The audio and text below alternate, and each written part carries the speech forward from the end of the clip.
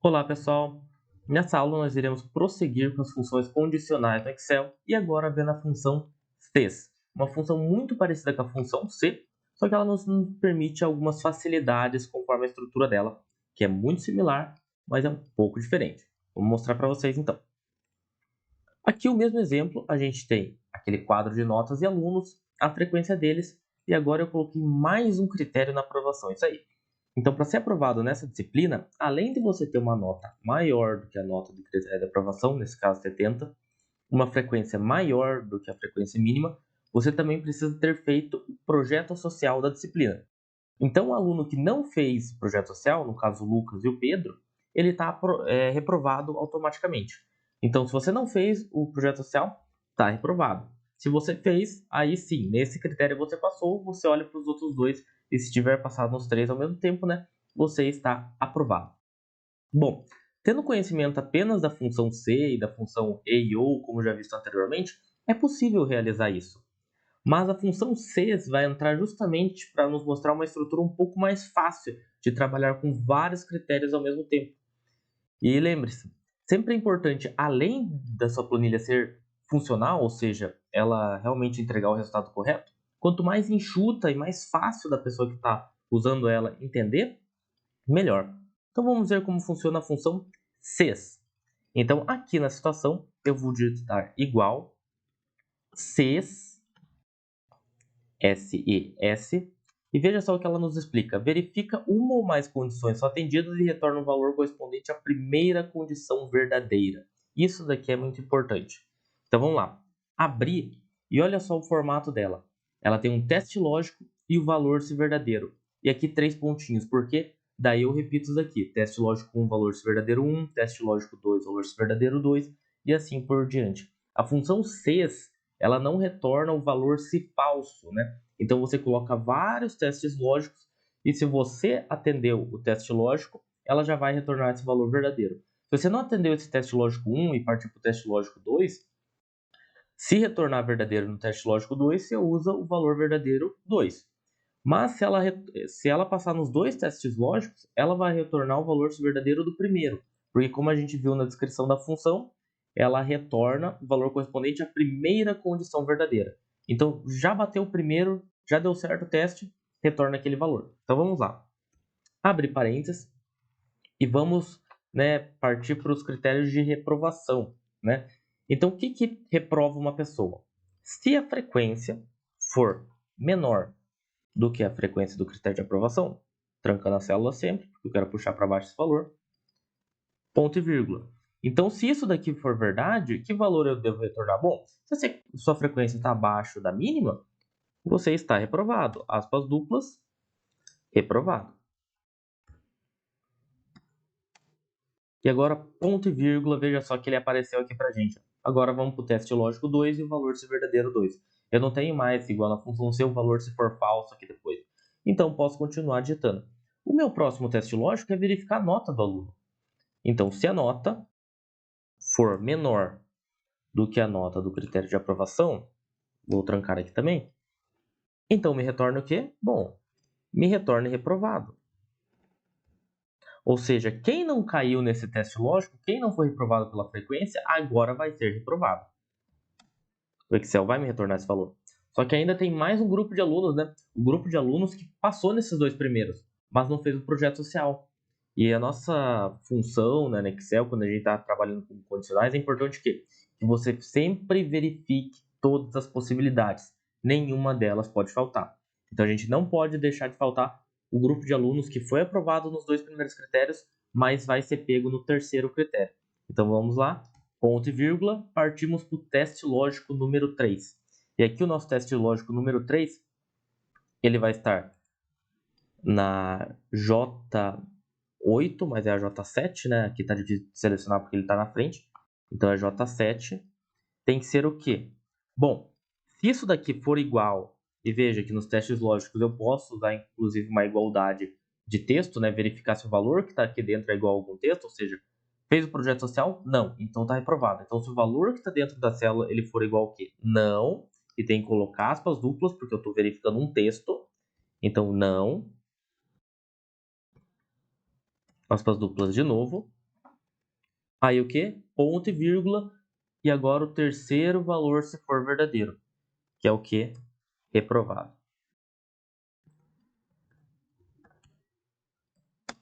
Então, passou na frequência?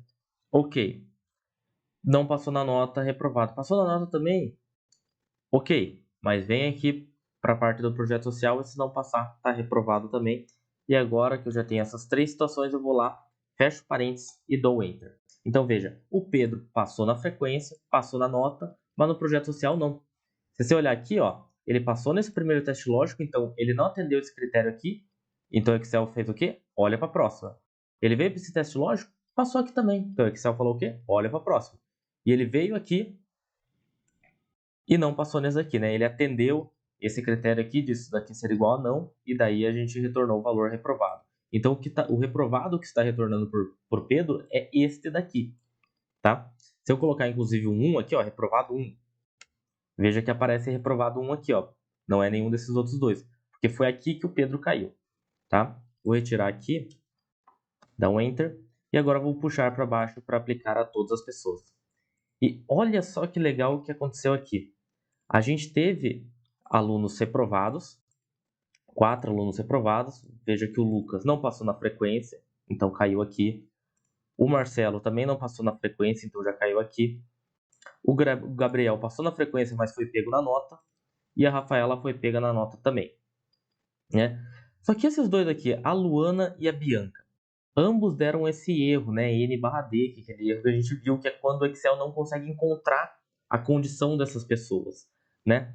Então, por que isso aconteceu? Porque, veja, tanto a Luana quanto a Bianca, elas passaram nos 3 critérios. E a nossa função CES, ela não tem critério de falso. Então, o critério delas tem que ser algum desses 3. Só que elas não atendem nenhum dos 3 critérios. Porque nem a frequência é abaixo de 75, nem a nota é abaixo de 70, e nem a parte do projeto social é igual a não. Então elas não atenderam a nenhum desses critérios e por isso o Excel não conseguiu achar aonde elas se enquadram. Como ele não conseguiu achar onde elas se enquadram, ele deu esse erro N/D. Como eu havia falado, a gente tem que prever todas as situações. A gente preveu a situação de cada um dos tipos de reprovação, mas não atendeu a situação da aprovação em si, quando a pessoa não atende a nenhum desses critérios. E como que eu faria isso? Bom, eu volto lá na minha função CES e coloco um quarto critério. E aqui a gente vai colocar o quê? O critério de aprovação. Existem várias maneiras de fazerem isso. Uma delas é o seguinte: a gente viu a função e. Então a gente poderia chamar aqui como teste lógico 4 a função e, abrir parênteses e colocar aqui isso daqui é acima de 75, isso é acima de 70 e isso é igual a 5. Tudo dentro da função e, como 3 condições para serem atendidas, e depois eu tornar o valor, né, do último teste lógico como sendo aprovado. Porém, eu não vou fazer isso. Dá para você fazer? Dá. Dá para você fazer uma função sem cascata? Dá também. Mas como eu falei, vamos sempre tentar fazer a maneira mais curta e enxuta. E eu convido você agora para pensar comigo. Veja só. Concordam comigo que a partir desse terceiro teste lógico, se você não caiu em nenhuma das etapas, você está aprovado? Ou seja, se você não reprovou aqui, na parte da H7, né, na parte da frequência, se você não reprovou na parte da nota e se você não reprovou no projeto social, não existe nenhuma outra categoria para você. Você está aprovado. Então, independente do teste lógico que eu colocar aqui, se esse teste lógico se realizar, independente do que ele for, você vai cair na categoria aprovado. Então, olha só o que eu vou fazer. Ao invés de colocar aquela forma com e colocar o critério, né, que é passar nessas 3, eu vou simplesmente colocar isso aqui, ó. 1 igual a 1. Mas espera, 1 é sempre igual a 1. Isso é uma verdade. Então significa que quem passou nesses 3 primeiros testes aqui, né? Ou seja, não foi pego em nenhuma das condições, não foi reprovado em nenhuma delas, né? Ou melhor dizendo, aqui não passou nesses testes aqui, né? Então, quem não atendeu essa condição, e não atendeu essa condição, chegou no momento que não tem mais nenhuma condição, certo? Então, eu posso colocar 1 igual a 1 aqui e depois ponto e vírgula e vir com aprovado. E fechar parênteses. E olha só o que vai acontecer. Preste atenção na Luana e na Bianca que estão com erro N/D. elas foram aprovadas. Viu? Eu poderia ter usado a função e? Poderia. Mas eu fiz tudo isso simplesmente digitando 1 igual a 1. Porque esse é um poder que a gente tem quando a gente trabalha bem com todas as possibilidades e sabe usar a função a nosso favor. A função CES pode não retornar um valor se for falso, mas a gente pode minar, a gente pode gabaritar todos os valores que a gente quer para no fim só sobrar uma possibilidade. E quando só sobrar essa uma possibilidade, eu não preciso atender critérios. É só não ter atendido a nenhum dos critérios anteriores. Então, novamente, quem não foi reprovado por frequência, não foi reprovado por nota e não foi reprovado pelo projeto social, então essa pessoa está aprovada. Eu não preciso fazer tudo de novo uma expressão para mostrar que a pessoa está aprovada.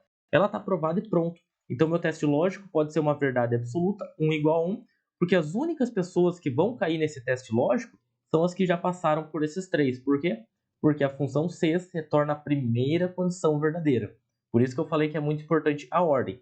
Se eu colocar esse 1 igual a 1, ponto e vírgula aprovado no começo, aí vai estar errado. Porque todo mundo atende essa condição, né? Ela é uma condição que ela não analisa realmente os valores que estão aqui. Ela é uma verdade, ela vai sempre retornar aprovado. Isso sempre é verdadeiro, né? Então, se eu colocasse isso daqui no começo, todo mundo estaria aprovado. Porque daí o Excel pararia aqui e não partiria para os outros critérios. Mas como ele está no final, só chega aqui quem já passou por tudo isso daqui. Então veja que eu escrevi de uma maneira super enxuta, algo que se você usar a função e ou um c em cascata, ficaria muito mais longo, né? E é muito mais fácil, né, de trabalhar com isso daqui. Você só precisa ter esse raciocínio, né? Entender o que significa essa expressão no final. Certo, pessoal? Então por essa aula era isso e até a próxima.